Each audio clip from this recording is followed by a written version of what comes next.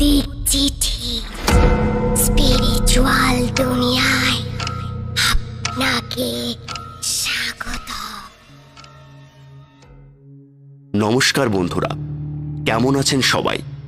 ভৌতিক চিঠির 15 নম্বর এপিসোডে আপনাদের সকলকে স্বাগত জানাই। আজকের ঘটনাটি আমার এক দুঃসম্পর্কের মামা জানিয়েছে। তার নিজের দাদুর সময়কালে ঘটে যাওয়া ভৌতিক ও হাড় হিম করা একটি ঘটনা। চলুন তবে ঘটনায় প্রবেশ করা যাক।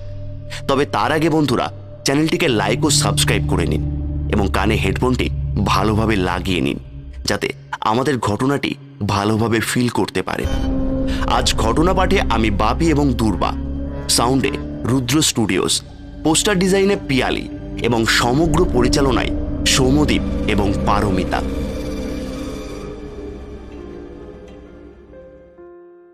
আজ আপনাদের সামনে যে গল্পটি পরিবেশন করতে চলেছি সেটা 90-এর দশকের ঘটনা। তখন সদ্য সদ্য আমাদের দেশ নতুনভাবে স্বাধীনতার ছোঁয়া পেয়েছে। সেই সময় ইংরেজের অবসান ঘটলেও সব জায়গায় পুরোদমে জমিদারি প্রথার অবসান ঘটেনি। জমিদারদের প্রতিপত্তি সেই সময় একটি বড় ভূমিকা আচ্ছাদন করে রেখেছিল গোটা সমাজ ব্যবস্থাকে।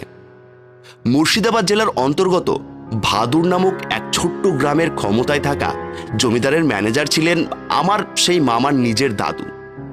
সেই সময় সেই জমিদারিতে ঘটে যাওয়া ঘটনাটি মামার দাদু মামাকে বলেন। সেই দাদুর বলার ভাষ্য মতেই আপনাদের সামনে ঘটনাটি তুলে ধরছি। সেই স্টেটের জমিদারের বেশ প্রতিপত্তি ছিল, জায়গা জমিও ছিল বেশ, প্রায় 150 বিঘের মতো জমি ছিল সেই অঞ্চলে। সেই জমি থেকে অনেক চাষি তাদের জীবন অতিবাহিত করত। তাদের মধ্যে এক দরিদ্র চাষি হলেন নরেন। জমিদারের জমিতে চাষ করেই সে তার ছোট্ট সংসার চালাতো কোনো রকমে। সংসারে নিজের বলতে তার 2 মেয়ে আর 1 ছেলে। স্ত্রী গত হয়েছেন অনেক দিন আগেই। ছেলে মেয়েদের নিয়ে তার চোখে ছিল অনেক আশা, অনেক স্বপ্ন। তার ছেলে অতুল পড়াশোনায় ছিল ভীষণ মেধাবী এক ছাত্র। তারা সকলে মিলে একসাথেই থাকত, আর অতুল শহরের একটি ভালো কলেজে পড়াশোনা করত। বলছি বাবা, তুই ঘরে আছিস? হ্যাঁ বাবা, কিছু বলবে? হ্যাঁ, বলছিলাম যে পরীক্ষার জন্য কত টাকা লাগবে বলছিলি যেন? 200 টাকা মতো লাগবে বাবা। 100 টাকা আমি জোগাড় করতে পেরেছি। তুমি চিন্তা করো না, বাকিটা আমি ম্যানেজ করার চেষ্টা করছি। স্কলারশিপের কিছু টাকা পেয়েছিলাম, দেখি বোধহয় ম্যানেজ হয়ে যাবে। তুমি এত ভেবো না বাবা। বাবা হয়ে তো তেমন কিছুই দিতে পারলাম না, খাবার আর মাথা গোজার জায়গাটুকু ছাড়া। এভাবে কেন বলছো? আজ অন্যের জমিতে দিনমজুর খেটে এত বড় করেছো আমাদের, ভালো জায়গায় পড়াশোনা করিয়েছ, মায়ের অভাব বুঝতে দাওনি কখনো। আর কি দেবে তুমি বাবা? সব তো দিয়ে দিয়েছো তোমার যা ছিল। এই শুনে নরেনের চোখ জলে ভরে যায় আর মুখে ফুটে ওঠে গর্বের হাসি। তখন নরেন বলল, আয় খেয়ে নিবি, রাত অনেক হলো, কাল সকালে পরীক্ষা, সকাল সকাল উঠতে হবে। বোনেরা বসে আছে খাবে বলে, চলে আয় বাবা। হ্যাঁ তুমি যাও, আমি আসছি। অনেক সকালে অতুল পরীক্ষা দিতে বেরিয়ে পড়ে। পরীক্ষা তার ভালো হয়। পরীক্ষা শেষে সে একটা গাছের তলায় বসে একটু জিরিয়ে নেয়। ঠিক তখনই গাছের পেছন থেকে হঠাৎ করে ভেসে আসে একটি মেয়ের কান্নার আওয়াজ। ও আচমকা চমকে ওঠে এবং দেখে গাছের পেছনে একটি মেয়ে বসে বসে কাঁদছে।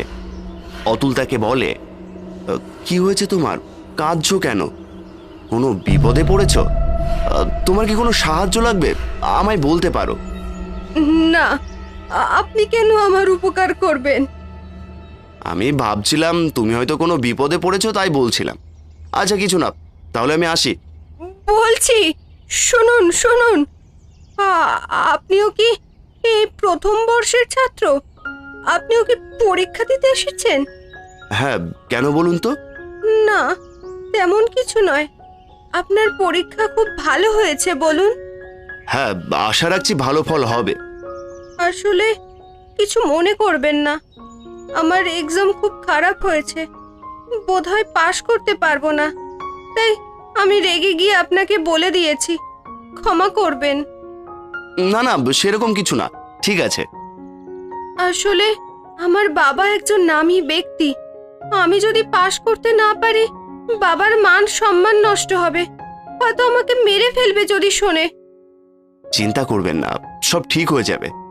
বাবারা কখনো এরম করতে পারে তার সন্তানদের সাথে? আপনি এত চিন্তা করবেন না, সব ঠিক হয়ে যাবে। তাই যেন হয় ভগবান। আচ্ছা, আপনার সাথে কথা বলে খুব ভালো লাগলো। আপনার নামটাই তো জানা হলো না। আমি পড়ি, আপনি? আমি অতুল। এইভাবে পরি আর অতুলের বন্ধুত্ব শুরু হয়। এরপর একে অপরকে খুব সাহায্য করে এবং ধীরে ধীরে তাদের বন্ধুত্ব বাড়তে থাকে, যা ক্রমেই ভালোবাসায় রূপান্তরিত হয়। ভালোই চলছিল সবকিছু। একদিন হঠাৎ অতুলের মাথার উপর থেকে শীতল ছায়া বাবা নরেন মারা গেলেন প্রচণ্ড গরমে জমিতে কাজ করাকালীন। অতুল ভীষণভাবে একা হয়ে পড়ল। তার মাথার উপর বাজ ভেঙে পড়ল। নিজের বলতে এক দিদি আর এক বোন, তাদের দায়িত্ব তার ঘাড়ে এসে পড়ল। অতুল আস্তে আস্তে পড়াশোনা থেকে মুখ ফিরিয়ে নেয় আর এদিক ওদিক কাজের খোঁজ করতে শুরু করে। পরির সাথে তার আর কোনো কথা হয় না। দুজনের মধ্যে দূরত্ব তৈরি হতে থাকে। এসব দেখে পরি আর থাকতে না পেরে একদিন অতুলের বাড়িতে যায় এবং তাকে বলে, আচ্ছা অতুল, কি হয়েছে তোমার? তুমি কি আর কলেজ যাবে না, পড়াশোনা করবে না? তোমার বাবার স্বপ্ন কি এভাবে শেষ করে দেবে? কি করব, দুই বোনের দায়িত্ব আমার উপর, অর্থের এত অভাব, এ পড়ে বেঁচে থাকতে তো হবে। আমার আর পড়াশোনা হবে না। যে কোনো কাজের আশায় আমি ঘুরে বেড়াচ্ছি। তুমি এত মেধাবী ছেলে হয়ে পড়াশোনা ছেড়ে দেবে অতুল? আমি আছি। আমি থাকতে তোমার পড়াশোনা নষ্ট হতে দেব না। তোমার বোনেদের দায়িত্ব আমার। আমি তাদের মাসে মাসে এসে টাকা দিয়ে যাব। তুমি আমার সাথে চলো, আমি তোমার কাজ ঠিক করে দেব। বাকি সময় তুমি শুধুই পড়াশোনা করবে। এই বলে পরি তাকে তার সাথে নিয়ে তার হাবেলিতে আসে, সেই জমিদারের কাছে। তাদের একজন পাহারাদারের খুব প্রয়োজন ছিল। পরি তার বাবাকে বলে সেই কাজে অতুলকে লাগিয়ে দেয়। সকালে অতুল পড়াশোনা করত আর রাত্রে কাজ। এইভাবে চলছিল কিছুদিন। তার বোনেদের সে বিয়ের ব্যবস্থাও করে। বিয়ে হয়ে যায় তাদের। আর পরির সাথে অতুলের সম্পর্ক আরো ঘন হতে শুরু করে। আর একদিন হঠাৎ সেটা তার বাবা রাজশেখর বাবুর কানে পৌঁছায়। এ শুনে তার বাবা ভীষণ রেগে যায় এবং এক জমিদারের ছেলের সাথে তার বিয়ে ঠিক করে। কিন্তু পরি বিয়ে করতে নারাজ। তার বাবা আরো রেগে যায়। তারপর গভীর রাতে অতুলকে ডেকে পাঠায় আর রাগান্বিত কণ্ঠে অতুলকে জিজ্ঞেস করে, তোর সাথে আমার মেয়ের কিসের সম্পর্ক? আমি ওকে ভালোবাসি। এত স্পর্ধা, কি যোগ্যতা তোর? কি আছে তোর? আমার মেয়েকে তুই ভালোবাসবি? ওরকম ভালোবাসা আমি বাজারে কিনে বিক্রি করি। চুপচাপ এই রাতে এই হাবিল আর এই গ্রাম ছেড়ে চলে যা, এতে তোর মঙ্গল। আর কোনো চাষার ছেলের সাথে আমার মেয়ের বিয়ে দেওয়ার চেয়ে মেয়ের গলা টিপে মেরে ফেলায় শ্রেয়। আমি একটা চাকরি পেয়ে আপনার মেয়েকে বিয়ে করতে চাই। তার জন্য আমি দিনরাত অনেক পরিশ্রম করছি। আমায় একটু সময় দিন। এই শুনে জমিদার আর রাগ ধরে রাখতে পারেনি। তখনই তার লোকজন দিয়ে সেই ঘরে অতুলকে অত্যন্ত মারধর করে এবং সারা শরীরে লাঠির আঘাতে ক্ষতবিক্ষত করে দেয়। সেই রাতের পর থেকে তাকে আর খুঁজে পাওয়া যায় না। সে কোথায় হারিয়ে যায় সেটা রাজশেখর বাবু আর সেই ঘরে উপস্থিত প্রজারা ছাড়া আর কেউ জানে না। শেষ হয়ে যায় অতুলের এক অধ্যায়।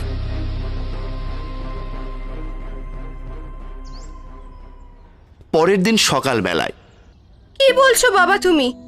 অতুল কোথায়? সকালে গিয়ে দেখি ঘরে সব এলোমেলো হয়ে আছে। ওর কোনো জিনিস নেই ঘরে। কোথায় গিয়েছে তুমি জানো? ওই অতুল, ও চলে গেছে এখান থেকে। অন্য জায়গায় ভালো কাজের খোঁজ পেয়ে এই পাহারাদারের কাজ ছেড়ে চলে গিয়েছে বেটা। তুই ওর কথা আর মনে রাখিস না, ভুলে যা। কি বলছো তুমি বাবা? ও এরকম ছেলে নয় যে পালিয়ে যাবে। ওর কোনো বিপদ হয়নি তো? একবার দেখো না, ও ছেড়ে যেতেই পারে না। হ্যাঁ, ও চলে গেছে। আমার প্রজারা রাতের অন্ধকারে ওকে চলে যেতে দেখেছে। তুই আর কিছু মনে রাখিস না, সব ভুলে যা। ও তোকে ঠকিয়েছে, তুই বুঝতে পারিসনি ও কতটা স্বার্থপর। না, এটা হতে পারে না বাবা। পরি অত্যন্ত ভেঙে পড়ে। সারাক্ষণ ওর কথা ভাবতে থাকে। দিন দিন ওর শরীর খারাপ হতে থাকে। ঘরে যেন কোনো অশুভ শক্তির ছায়া ঘুরে বেড়ায়। বিশেষ করে পরীর আশেপাশে। পরী বুঝে উঠতে পারে না। সেই ঘরে গেলে তার যেন মনে হয় পরীকে কেউ ডাকছে। পরী, কাছে এসো পরী, আমি তোমার কাছেই আছি। তুমি কি আমায় ভুলে গিয়েছ? পরীর গা শিউরে ওঠে। ও ভাবে ওর মনের ভুল। সেখান থেকে ও বেরিয়ে যায়, আর যায়নি ওই ঘরে কখনো। আর রাজশেখর বাবু সেই বাড়িতে টিকতে পারে না। একটা ছায়া যেন তাকে বারবার গিলতে আসে। সে অসুস্থ হয়ে পড়ে। গোটা শরীর আস্তে আস্তে কালো হতে শুরু করে, হাতে পায়ে নখে পচন ধরতে শুরু করে। এর মধ্যে এক অমাবস্যার রাতে পরী বারান্দায় দাঁড়িয়ে আছে। হঠাৎ দেখে কে যেন ছাদ থেকে নিচে পড়ে গেল। তাড়াহুড়ো করে গিয়ে সে দেখে তার মায়ের নিথর দেহ পড়ে রয়েছে। কপালের বড় লাল টিপ আর গোটা গা কালো, আর তার বাবার মতো সব নখ পচে গলে রক্ত বেরোচ্ছে। পরী ভীষণ ভেঙে পড়ে। এ অবস্থায় পরী কি করবে বুঝতে পারে না। প্রজারা এক এক করে চলে যায় যে যার বাড়িতে। এমতো অবস্থায় তার বাবা তাকে একদিন বলে, মা, একটা কথা রাখবি আমার? কি বাবা? বলছি, আমার হাল তো তুই দেখছিস মা। তোর মাও চলে গেল, এক এক করে সবাই চলে যাচ্ছে। আমি বুঝতে পারছি এবার আমার পালা। তাই তুই এবার একটা বিয়ে কর মা। আমার খুব পছন্দের একটি ছেলে আছে, তোরও পছন্দ হবে। এই বাড়িতে থাকলে তুইও যে বাঁচতে পারবি না, আমার কথাটা রাখ। এটা হয় না বাবা। অতুল আমার জীবন নষ্ট করেছে। আমি আর কাউকে মানতে পারবো না বাবা। আমার কথা শোন মা, না হলে আমি মরেও শান্তি পাবো না। আমি ভুল করেছি, আমার কথাটা রাখ মা। অবশেষে পরী মেনে নেয় তার বাবার আর্জি। বিয়ে হয় তার অজিতেশের সাথে। বিয়ের পর পরী চলে যায় শ্বশুর বাড়ি, আর তার বাবা রয়ে যায় এখানে। বিয়ের পরের দিন রাতে পরীর কাছে খবর আসে তার বাবা আর নেই। পরী গিয়ে দেখে তার শরীর রক্তাক্ত অবস্থায় পড়ে রয়েছে, আর ঠিক তার পাশে রক্ত দিয়ে লেখা আছে প্রতিশোধ। পরী একা হয়ে পড়ে। অজিতেশকে সে আঁকড়ে ধরে এবং ডুকরে কেঁদে ওঠে। বাবা, ও বাবা, কি হলো তোমার? তুমিও কি আমায় ছেড়ে চলে গেলে? বাবা গো! পরীর বিয়ের বছর খানিক বাদে তাদের মধ্যে এক সন্তান জন্ম নেয়। সেই সন্তান যেন কোনো মানুষের রূপ নিয়ে নয়, ঠিক যেন পিশাচের রূপ নিয়ে জন্ম নেয়। ভয় যার কাছে কেউ যেতে পারত না, কিন্তু তার মা তাকে আঁকড়ে ধরে সেই ভয়ঙ্কর চেহারার বাচ্চাটিকে।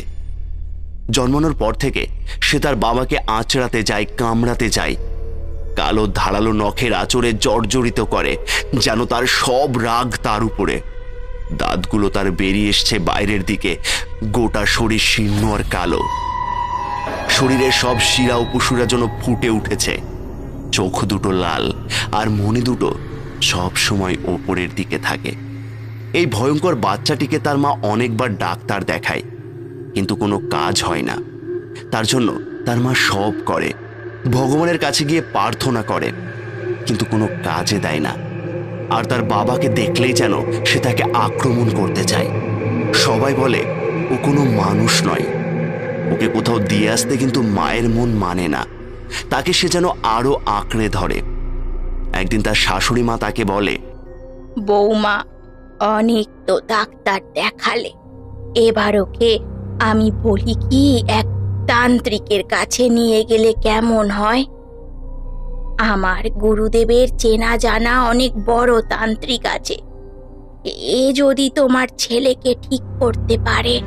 ঠিক আছে মা, শেষ চেষ্টা করে দেখি। মা তো আমি, সব সহ্য করতে হবে।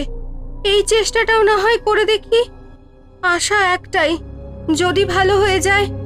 পরী শাশুড়ির কথা মতো চেষ্টাও করে এবং যায় সেখানে। তান্ত্রিক বলে ও কোনো মানুষ নয়, মানুষের মধ্যে জন্ম নেওয়া এক অশরীরীর আত্মা, যা এখনো শান্তি পায়নি, প্রতিশোধের চেষ্টায় ঘুরে বেড়াচ্ছে। যতদিন না এই প্রতিশোধ সে নেবে, ততদিনও শান্তি পাবে না। এই শুনে পরী ভীষণভাবে ভেঙে পড়ে আর কাঁদতে শুরু করে। তান্ত্রিক অসহায় কান্না দেখে বলে, একটা উপায় আছে।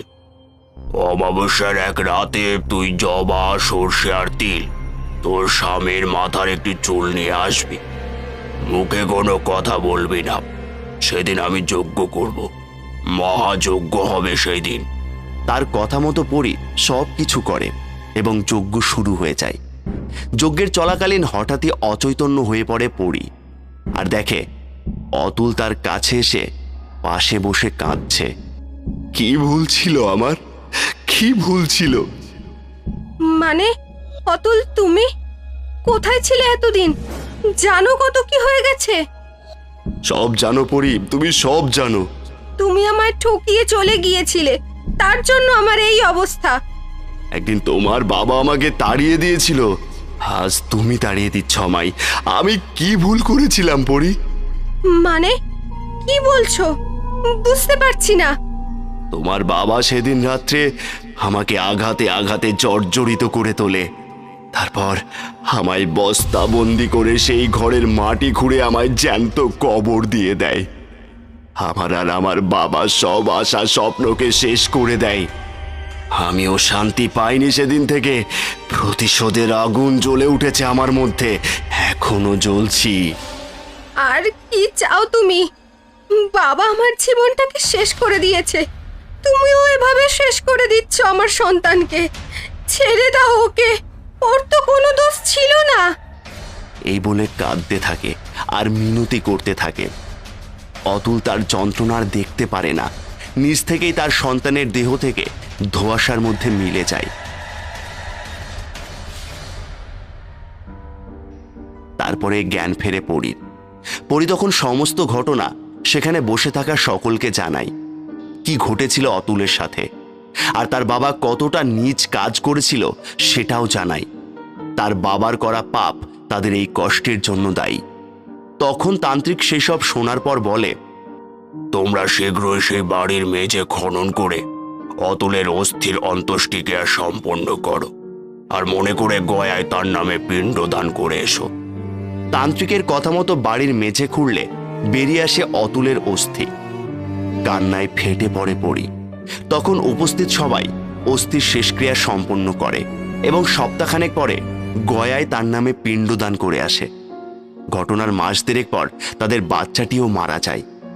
ঘটনার প্রথম থেকে শেষ অবধি পুরোটাই দেখেছিলেন আমার সেই দূর সম্পর্কের মামার দাদু, কিন্তু তিনি কিছু বলতে পারেননি সেই জমিদারের একটি উচ্চ পদে চাকরি করার দরুন। আজ এত বছর পর সেই দাদু মামাকে পুরো ঘটনাটি জানাই। তো বন্ধুরা, আমাদের আজকের ঘটনাটি কেমন লাগলো আপনাদের? আমার তো ভয় যেমন লেগেছে, ঠিক তেমনি দুঃখও লেগেছে। তবে দেখা হচ্ছে পরের এপিসোডে নতুন এক সত্যি ভৌতিক ঘটনা নিয়ে। আপনারাও চাইলে আমাদের মেল করতে পারেন আপনাদের সাথে ঘটে যাওয়া সত্যি কোনো ভৌতিক ঘটনা ডেসক্রিপশনে দেওয়া মেল আইডিতে। ভালো থাকবেন, পাশে থাকবেন।